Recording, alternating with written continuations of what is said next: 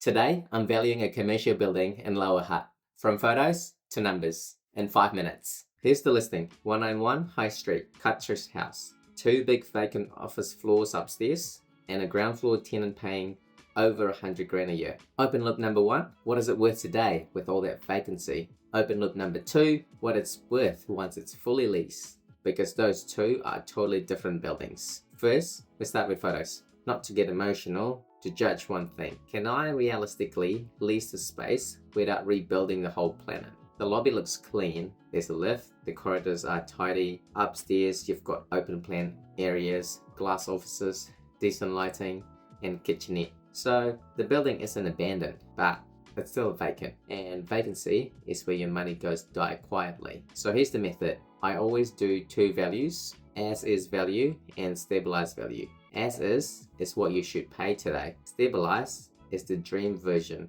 once you've done hard work. Let's lock in the facts we actually know. The listing says 2 upstairs floors are 627 square meters each.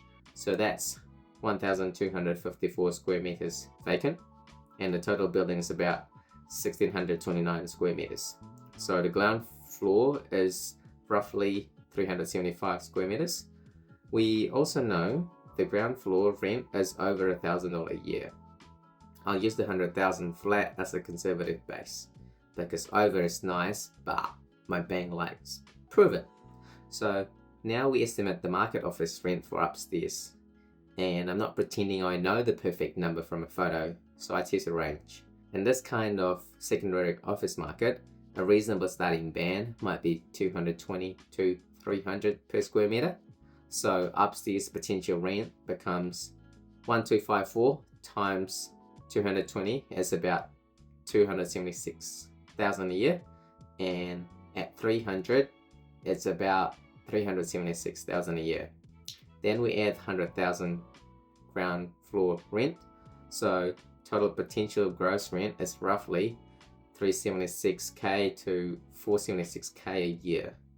But rent isn't value. Rent multiplied by investor sentiment is value.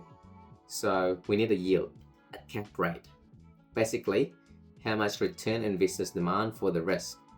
For a secondary office with vacancy, I'd tease something like 8.5% to 10.5%. Higher yield means lower value because the market is saying, I need more reward to take this on. We do stabilized value first because it sets the ceiling. Take the mid-rent scenario, says the upstairs lease at $260 per square meter. That's about 326,000 upstairs plus 100k downstairs, so around 426k gross.